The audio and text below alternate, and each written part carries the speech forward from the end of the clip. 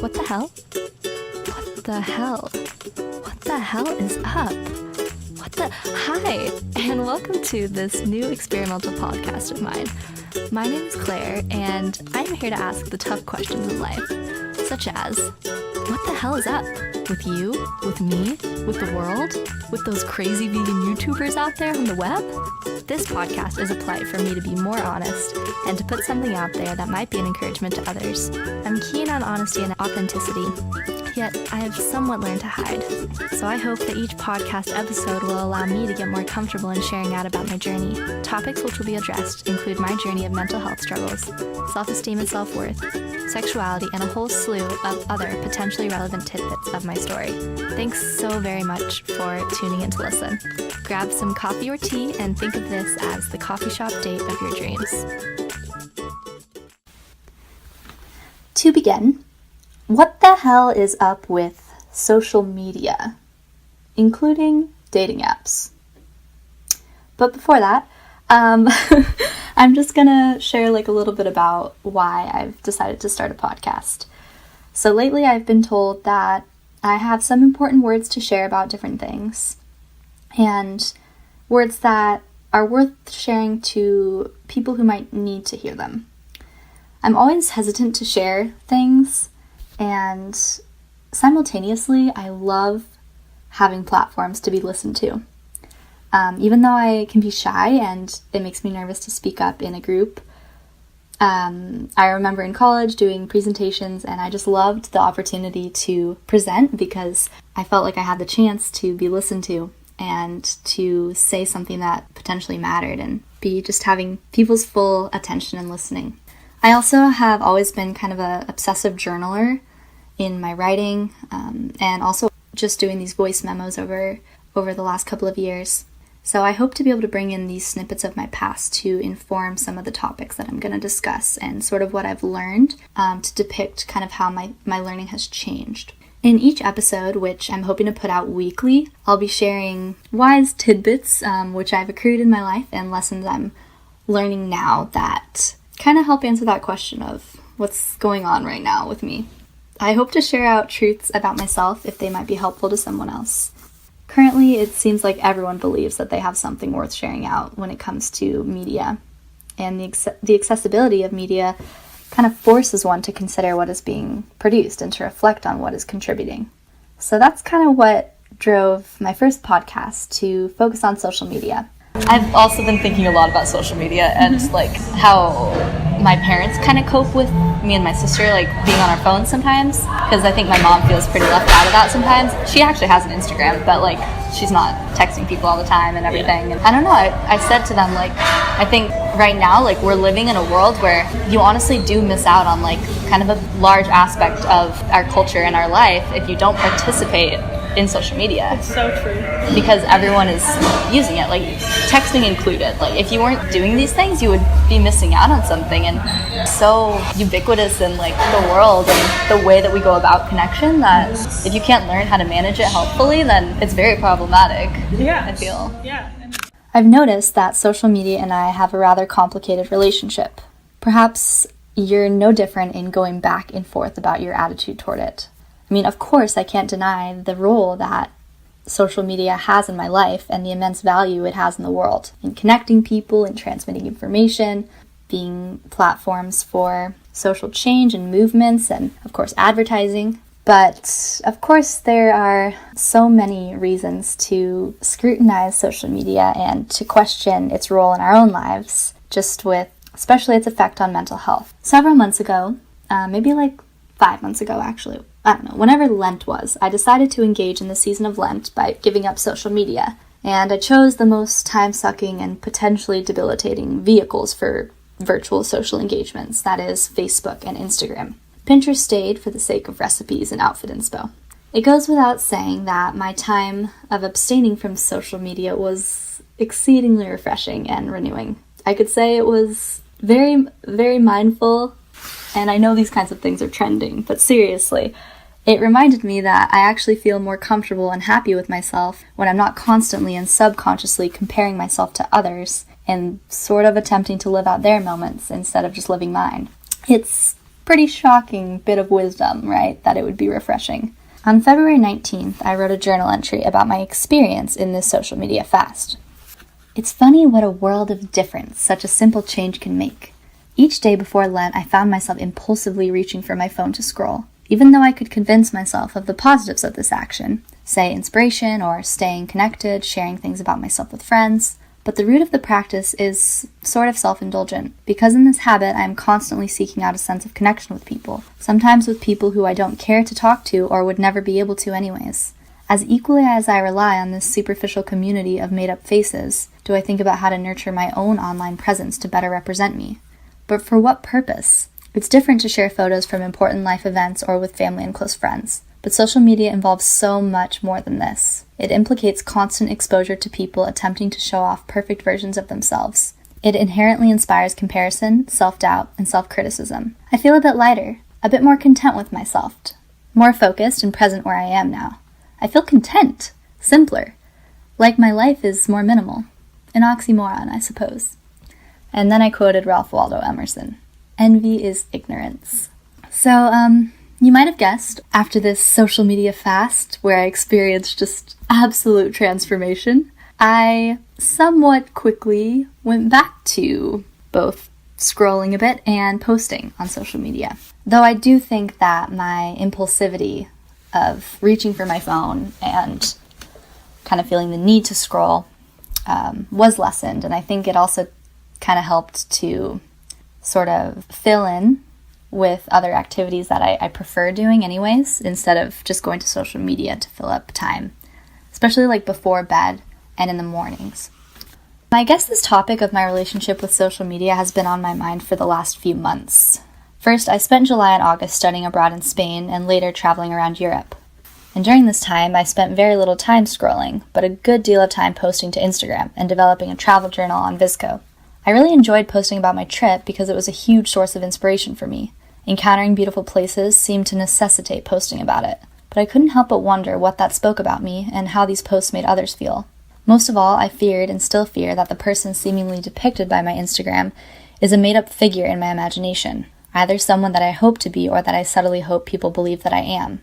God, I hope that I'm not alone in going back on my feed and seeing how it depicts me. Accurately? Does my account speak of some authenticity and humility about me? Or does it simply read as a way of boasting about my travels and bragging about myself? I mean, honestly, what the hell is going on in a world where it's okay to continually post photos of what we're doing and who we are to people who we might not even care about? Anywho's, maybe viewers are smarter than I realize when they see my feed and see that it could equally be a pursuit of boosting my own self-esteem and inspiring myself with creating who I hope to be. These sorts of questions were even more important when I started receiving messages from people whilst I was traveling, with encouragements about how I'm living my best life while drinking wine in the Gran Plaza, or I'm sipping a café con leche, or I'm on the beach with friends. As I reflected on this, I realized, I do seem to be living at my best. And these comments reminded me to be entirely grateful that not everyone is able to go on the kind of trip I went on. And I'm so amazed that I was able to go to Europe and explore so many things.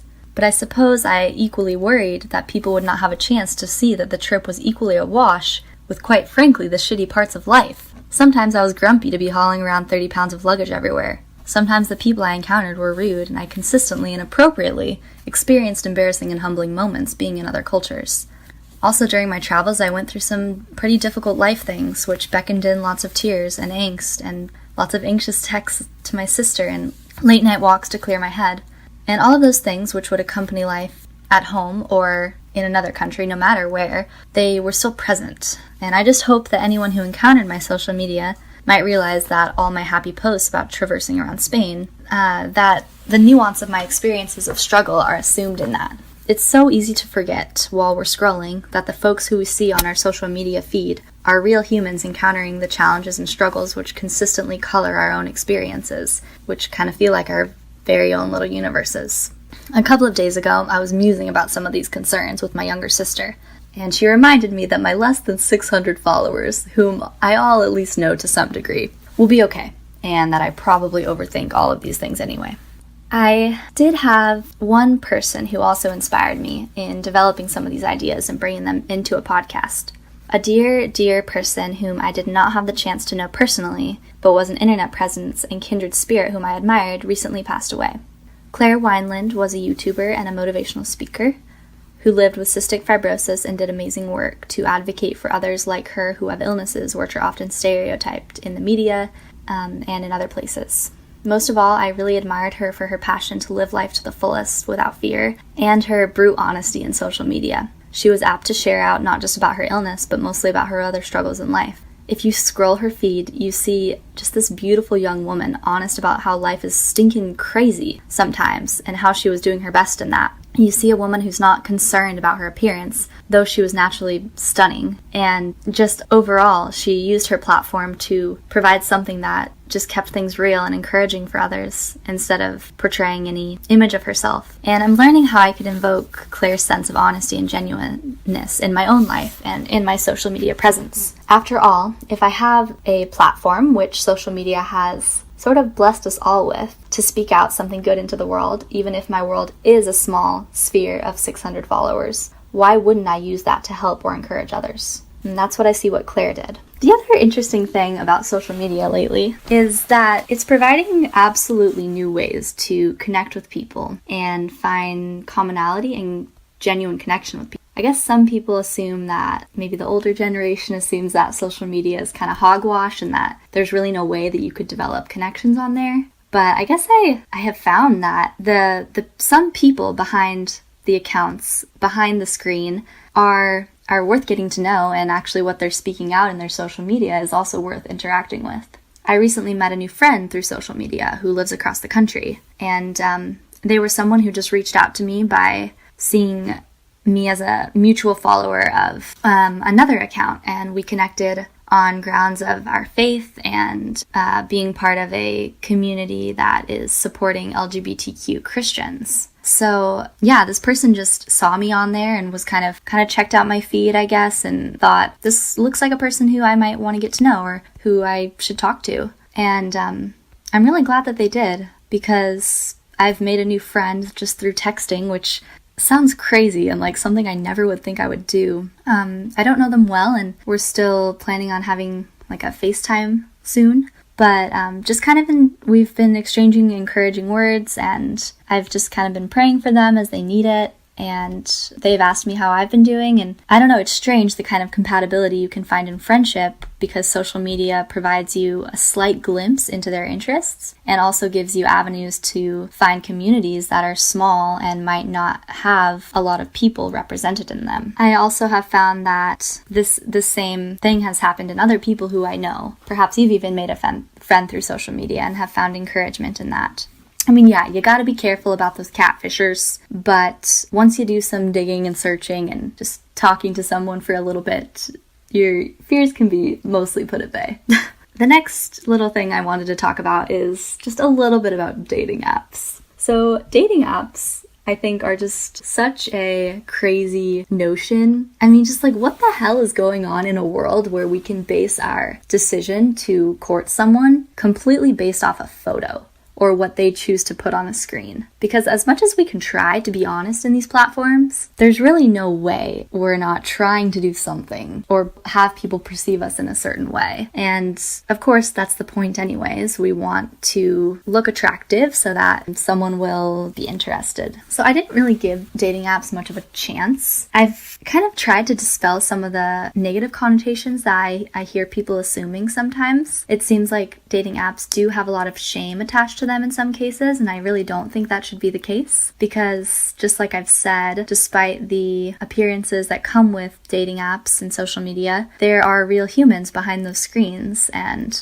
real humans who you could be compatible with or could have a connection with. So why not just give it a try? And it's sort of insane how many options you have out there once you consider dating apps. So my mom, we were having a conversation, and she goes, "Claire, you should try out those dating apps. That's how people are meeting up these days. That's how people are dating. I have a friend who her daughter got married from Tinder." And so I was like, okay, Mom, sure, I'll give it a try. Anyways, like, of course, it'd be nice to meet someone or go on a date or something. And I decided, I did some researching about like what are the best dating apps, because I did try Bumble for a bit, and I don't know, I was too nervous to actually make the first move, because on Bumble the ladies have to make the first move, which is, I guess, to prevent kind of the predatory vibe that I suppose Tinder can be known to give off of. I've never tried Tinder, but for me it was just really awkward. So I decided to try this dating app called Hinge. And if you're interested in dating apps, not that I have much experience, but I feel like this is the one that you should try out, because what it does is it gives you all of these questions which you can answer, and you post some photos up, and then you also have these answers. And as you scroll through people, yes, we're still scrolling through people like they're dispensable on this dating app, you can see their answers and then specifically respond to them. You can like a photo, or you can like a answer, and you can respond to it with a message. So for example, I decided to write on mine, let's see, phone here. Okay. So I wrote, I had a photo of me and my sister Callan, and this one dude responds, "Best friend photos show a social prowess I enjoy."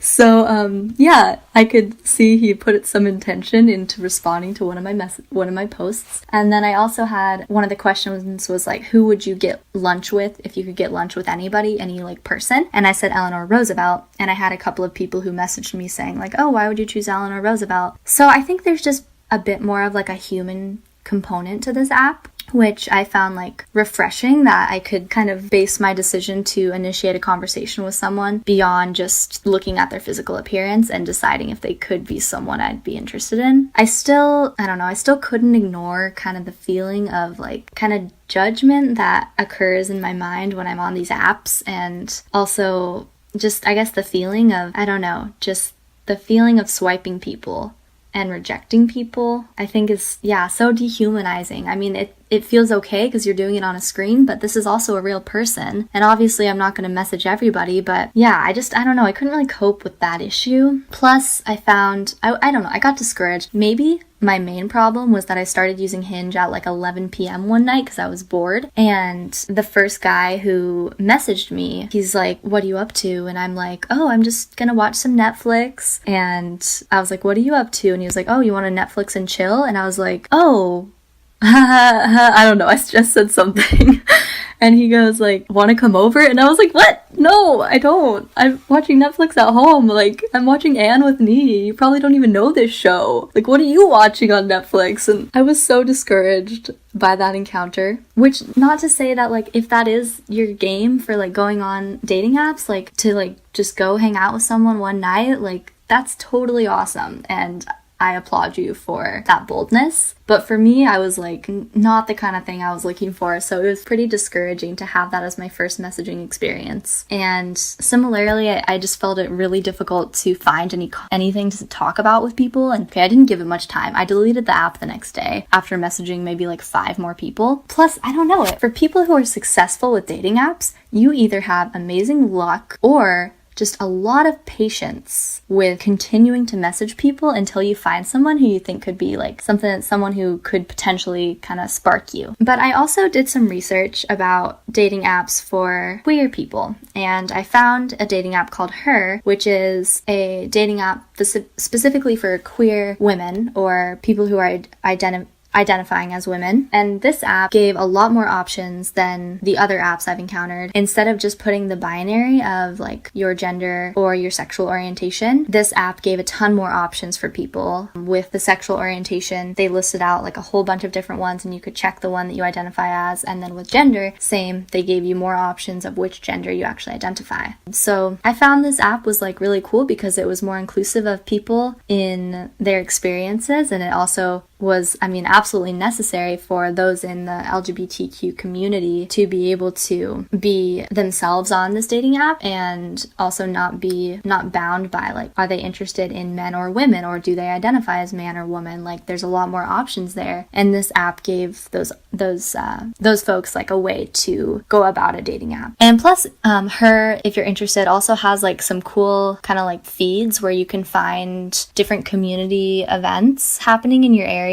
for like LGBTQ folks. And it seems like a good option for networking if you're needing to find more people in your community who are LGBTQ. But even while I was looking on this app, I don't know, I didn't really have any success in striking up conversation because I still felt like just kind of a little, I don't know, I just couldn't get over the sense of not enjoying like swiping no for people and rejecting like face after face after face after face of this human who is giving 1% revelation of who they are through a photo. And that it just kind of came down to like scrutinizing their appearance and trying to like see a little bit about who they are. Maybe I just like overthought it, but for me it was, and again, like if that works for you, then I think it's wonderful and I think you could make a great connection. But for me it was like, I don't know, feel bad just swiping no so many times. But anyways, that was my experience with dating apps. Did not amount to anything and probably won't do it again, honestly. But never say never. So, this has been the first episode of What the Hell is Up. I'm kind of just getting warmed up with talking and being honest about my experiences and being able to say something about them. I do hope that this was relevant, and I hope that it kind of shed a little bit more light on who I am. I know that it's going to take me probably several episodes to like really feel comfortable in sharing things out. I just hope that this podcast could express the real side of me, which I'm too shy and nervous to sometimes let shine through my Instagram feed. And I hope that what I've learned and what I need to learn still might mean something to someone else. My hopes could be too high. I could easily just be using this as a means of my own creativity and expressive outlet, or even just getting more comfortable with admitting things to myself. And if that's the case, so be it.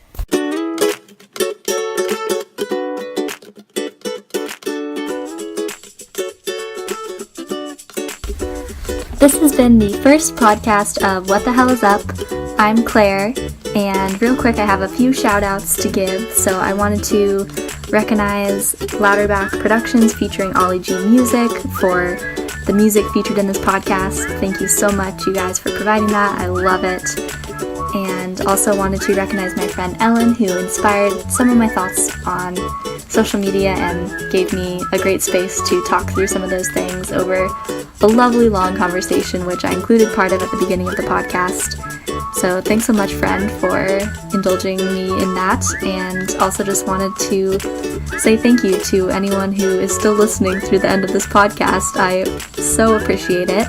And I hope that maybe you would want to listen again or follow up by actually getting coffee together sometime. So take care. Peace and love, friends.